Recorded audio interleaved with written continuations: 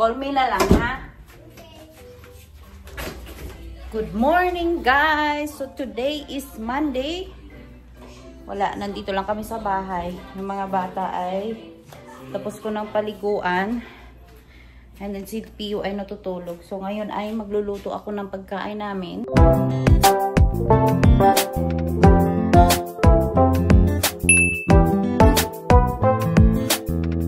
Meron na akong dinefrost dito na manok. So, magpiprito ako ng manok. So, magsasaing ako ng rice. Hindi mo kita na. Magsasaing tayo ng kanin kasi so, ganito guys. Pag natutulog na si Pio, tapos Elisha ay gising. Nandito sa Elisha. Yan. Nagmamadali talaga akong gawin ko ano yung mga gusto kong gawin para makakilos ako kasi si Pio ay gusto lang niya lagi nagkakarga. Ewan ko, iba tong batang to kasi lagi gustong nakadikit sa akin kasi siguro nga breastfeeding siya sa akin. So, yeah, magmamadali tayong magluto ng ulam ng mga anakis ko. Okay.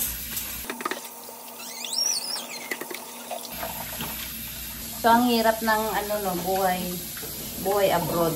Kasi kapag ganitong may mga kailangan kang gawin, kailangan mong mabilisan. Hindi pwedeng mabagal-bagal ka kilos kasi matatambakan ka sa trabaho. Saka wala kang kamag-anak na matatawag kapag kailangan mo ng tulong. Sa'yo lahat ang kilos. So hindi madali ang buhay dito talaga. No na.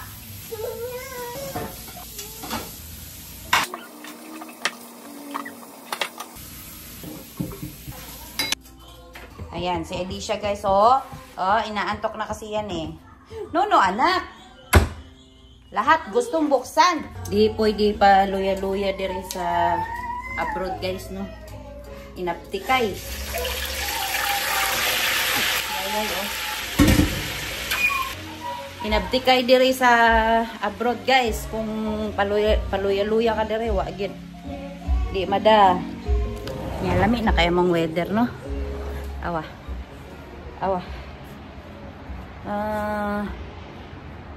Yan. Nalusaw na ang mga ice. Putik. Ang putik. Kaya pag ganyan na maputik, hindi magandang mag-car wash. Tsaka hindi magandang lumalabas kasi madudumihan lagi ang sasakyan. So hindi ako naka-jacket, kaya lang yung weather kasi parang +2 lang yata ngayon. Ayan o. Dito nakalagay, 1 ba yan? 5, 1.5 yata yan.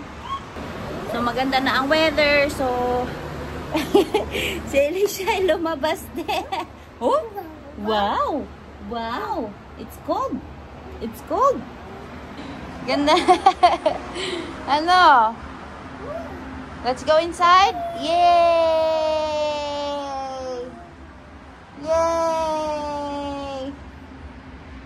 Ayan o, nakapaapa.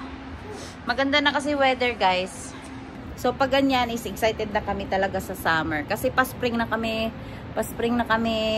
next month. But it's weird lang na maaga kaming ngayon, no. Maaga kaming maganda-ganda ang weather. Kasi dapat mga March pa yan magbaba ang temperature, but ngayon is sobrang aga bumaba ng temperature kasi end of February pa lang kami. February 24 pa lang ngayon. So let's go inside na kasi baka sisipunin ka. Ay, ayaw mo na pumasok. Ayaw na niya pumasok. Ayun na. Let's go na, baka sisipunin ikaw. Let's go. So, kagabi din guys, hindi ako masyadong nakakatulog. Pati yung mga bata, aligaga sila kasi ang init namin kagabi. Kahit na nakapatay na yung heater namin, mainit. Hindi ko alam kung bakit. Pero nainitan kami kagabi talaga. Ang init ng namin, kwarto. Pinatay na nga lahat. Ayan, binuksan ko kaunti yung pinto kasi nagpiprito ako. Tapos para din di mainitan si Pio. And si Kuya is walang pasok kasi PD day ngayon. Kaya nandito lang siya sa bahay. Tapos bukas may pasok na siya. Pero ano lang din sila bukas, early dismissal, 2 PM ay uuwi na din siya. So ayan guys, sinalang ko na lahat para makakain na yung mga bata. Kasi mamaya patulugin ko na si Ellie. Siguro iidlip din ako kasi kagabi hindi ako nakatulog ng ayos. Kasi nga itong dalawa is aligaga, si Alicia, si Pio, iyak lang iyak, oras-oras gumigising kaya parang ang bigat ng ulo ko. Pero nung nakapagkape naman na ako kanina, is gumaganda-ganda na yung pakiramdam ng ulo ko. So kung walang kape, no, ang hirap. Ay! Hi, buhay, nanay. Na? Mahirap pero kaya. Mahirap pero kaya na masaya. Masaya naman.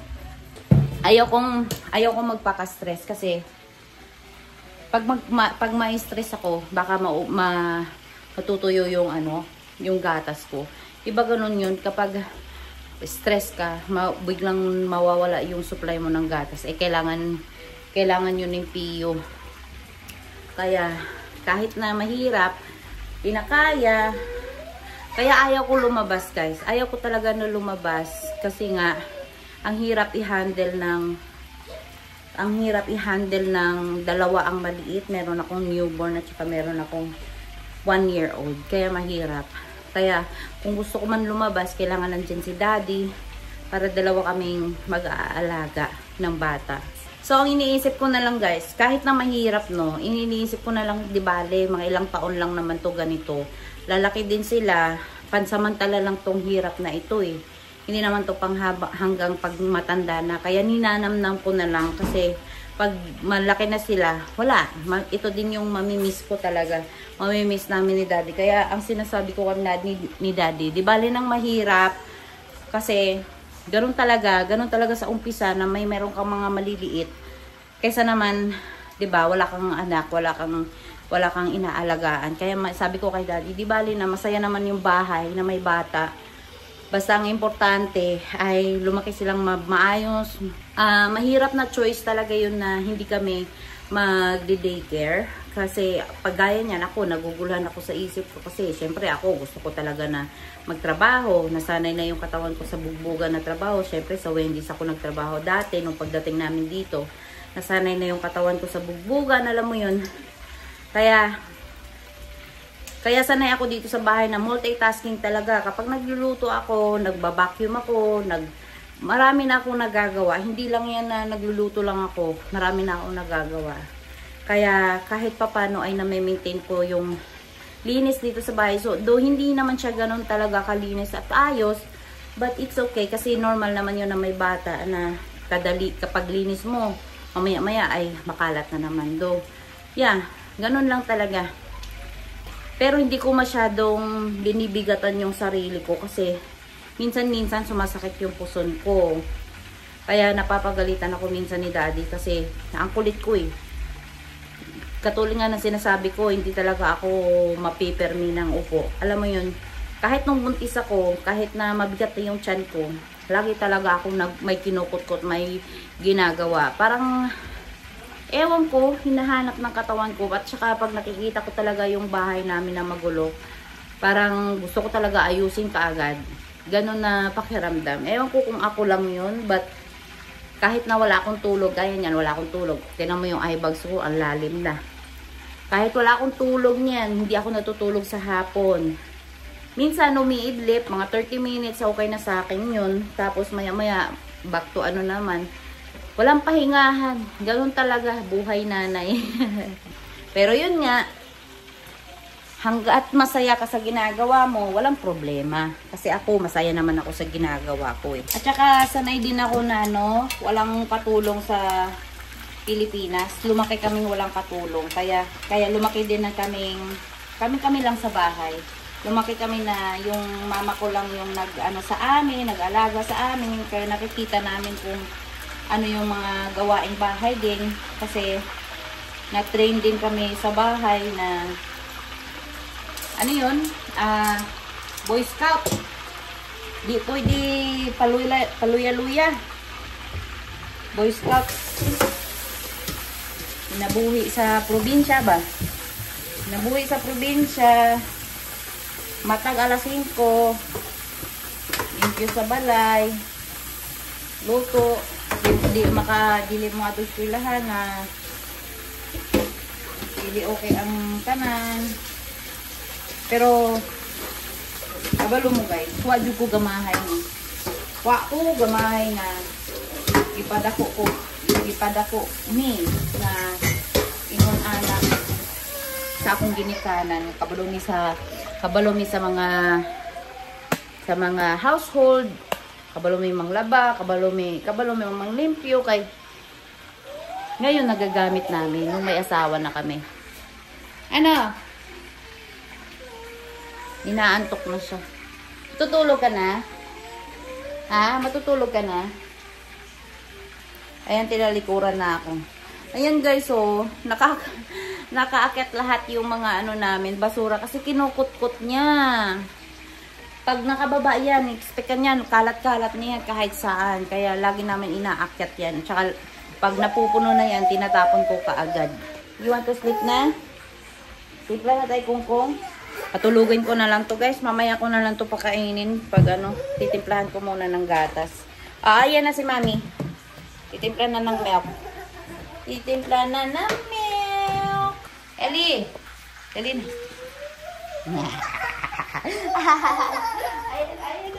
Ayan na, Kungkong. So, dito ko siya patulugin sa kwarto, guys. Dali na. Higa na, higa. Lay down, lay down. Ayan o. Dito. Good girl. Good girl. Ayan. Mabait naman yung baby namin, guys. Mabait yan. Kasi hindi ako masyadong pinapahirapan nito. Alam niyang, siguro nakakaintindi siya na may newborn si Mami. Kaya, siya yung umiintindi. Lahat naman ng anak ko mababait. But, sa 1 year old lang ni Elisha, alam mo yun, hindi ko in-expect na marunong din siyang umintindi. Alam mo, gusto niya magpakandong sa akin. Hindi ko magawa minsan kasi nga si Pio ay bit-bit ko. Gusto niya magpakarga. Kaya minsan kinakarga-karga ko kahit na bawal pa. Basta saglit lang. Basta hindi lang ako mas mapwersa ng matagal. Kasi syempre namimiss ko din yung baby ko. Ayun o. Papatulugin ko lang siya.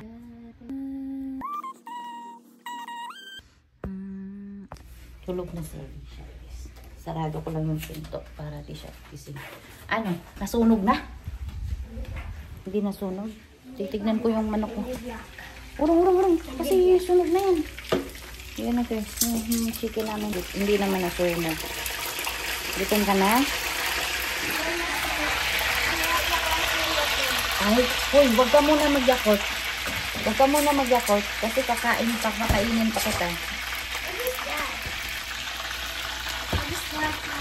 Fried chicken. Yan. Gutom na daw yung kuya, guys. Buti natulog na si Elisha. Inantok na kasi talaga yun. Kaya ito, si kuya naman naaskasuhin ko. Anak ka more. Hindi na magkanda o gaga kapag yung bata ay ano. Pero pasalamat ako na matagal namin nasundan si Ethan kasi kahit papano ay nauutusan ko sa ngayon. Nauutusan ko sa kung may mga kailangan akong ipapakuha, mga ganon. Kaya ayos na din na andyan si Poo.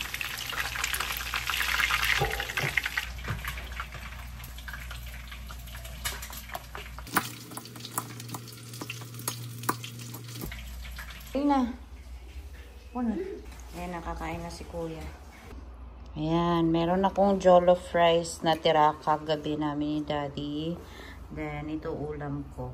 So, itong jollof rice, guys, ano siya? African food. Masarap. Maanghang siya. Maanghang na kanin. Konti anghang. Konting maanghang. Yes. Yun lang sabi ni Daddy sa kanya kagabi. Kasi ayaw niyang kumain eh. Maarte to eh. Ayaw niyang kumain. So, kakain muna kami guys. Kasi baka magising na si Pio. Kain!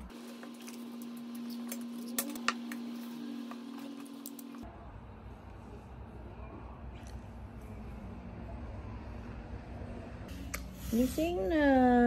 Pawis yung... Ano na? Wala pa siya sa mood. Ay, hindi na. Hindi na. Stop crying. Stop crying. Nainitan siya. Pawis na pawis. Pawis na pawis yung baby ko. Mainit nga yung kwarto namin, guys. Na ngayon na bumaba na yung temperature. Napakainit. Kaya kagabi, aligaga sila talaga. Hindi sila mapakali kagabi. Kaya, ayan tuloy, puyat ako. Tuwang-tuwa yung bata ni Buba.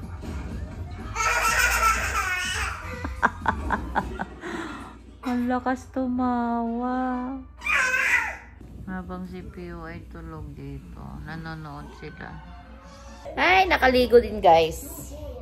Habang naliligo ako, sabay naman nag-iyakan yung dalawa, si Elisha at saka si Pio. Si Pio natulog sana, kaso nga si Elisha ay gusto niyang maligo na naman. Ang mga anak ko gustong naliligo kasi, kaya pag every time na naririnig nila na naliligo ako, ayan si Elisha iyak ng iyak. Iidlip sana ako kasi magto 2 PM na dito. Iidlip sana ako kaso sabi ko hindi na lang ako iidlip. Kaya naligo ako saglit. Iniwan ko to ni Kuya. Kaya si Elisha napalo ni Kuya. Ayan na.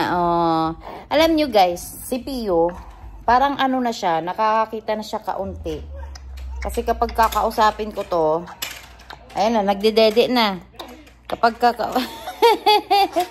ang cute nagdedede Kapag kinakausap ko siya, minsan ngumingiti siya, yung mga ganun. Nakakaaninag na siya ng mga shadow siguro.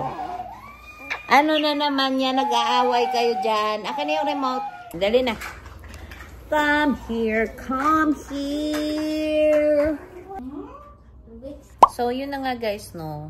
Madali lang sabihin na full-time mom ka, masarap ang buhay ng nanay na nasa bahay lang. Hayahay lang kasi hindi ka nagtrabaho. Pero alam nyo guys, sa totoo lang, kung ako pa pipiliin, mas gusto ko pang nag-work talaga na yung nag-work ka sa labas. Kasi pag dito naman sa bahay, masaya kasi kasama mo yung mga bata, ikaw yung nagpapalaki. Pero mas stressful dito sa bahay kaysa yung magtatrabaho ka sa labas. Kasi, syempre, sa labas, makakasalamuha ka ng mga ibang tao. Yung focus mo lang, kung ano lang yung work mo. Dito sa bahay, ako lahat ang kumikilos. Like, syempre, wala tayong ibang gagawin dito sa bahay kasi wala naman tayong trabaho. So, ang mangyayari is ikaw maglalaba, ikaw maglilinis ng bahay, ikaw mag-aalaga ng mga bata, ikaw mag-iisip ng ulam, ikaw yung magluluto. Lahat ay gagawin mo sa bahay. Kung hanggang sa kaya mong anong gawin. Kasi syempre, yun na yung maaambag natin bilang isang nanay. Kaya mahirap. Kaya saludo ako sa lahat ng mga full-time mom like me na nagsakripisyo para sa mga anak nila. Kasi syempre meron din tayong mga pangarap na mga career na hindi pa natin ma-achieve. Kasi syempre mas may priority pa tayo. Gaya ko, gusto ko magtrabaho sa ganito, ganyan.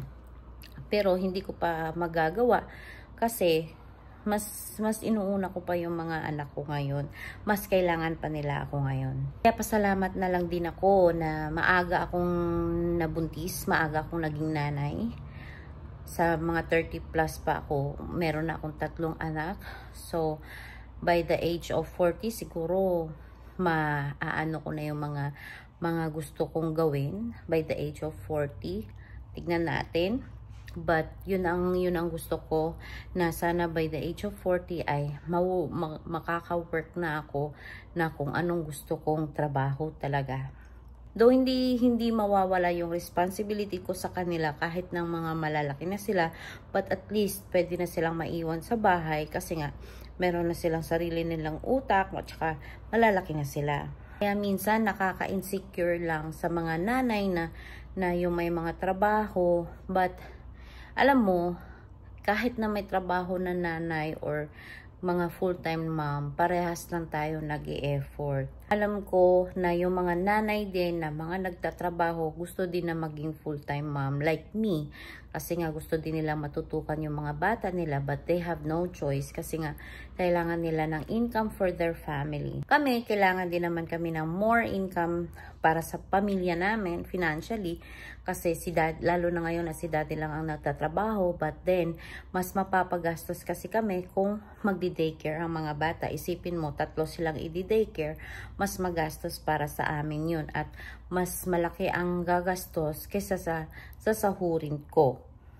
So, kaya ang inano namin, nag-decide na lang kami ni daddy na magsakripisyo muna ako kasi para mas makatipid kami kahit papano kasi pag idagdag din yun sa tax filing namin is mas malaki yung income namin kasi nga may work ako compared sa wala akong work at yung child benefits nila ay hindi sila bababa. Parang mas kami pa ang magkakaroon ng more child benefits kung ang income namin is si daddy lang ang nag-work compared kung dadagdagan pa ng work ko, yung sahod ko mismo. Kaya alam nyo guys, konting sakripisyo lang at mairaraos din ang lahat. Ganon talaga ang buhay eh. Kailangan may isang magsasakripisyo para magawa ang mga bagay-bagay. So, yun nga ang sinasabi ko. As long as masaya naman kami sa mga plano namin and always pray lang talaga. Lagi lang talaga kaming nagdadasal. Nagabayan kami ni Lord palagi sa mga bagay-bagay na haharapin namin sa buhay. Kasi without God, alam niyo guys, kung wala talaga si Lord, hindi kami dadating sa ganitong punto. May mga challenges, may mga napagdadaanan na hirap, pero kinakaya kasi andyan naman si Lord sa amin. Yun lang guys, no. Tudo ako sa lahat ng mga nanay sa buong mundo. Ma-full-time mom man or yung mga mommies na may mga trabaho, saludo ako sa ating lahat. At kakayanin para sa mga anak natin, di ba? Ganon ang nanay. Ganon ang pagmamahal ng isang nanay. So hanggang dito na lang guys, and sa mga bagong subscribers ko, maraming salamat, and sa mga hindi pa nakapag-subscribe, please subscribe my channel and then like, share, comment. Hanggang dito na lang ang video na ito. Maraming salamat sa panonood and see you to my next vlog. Bye!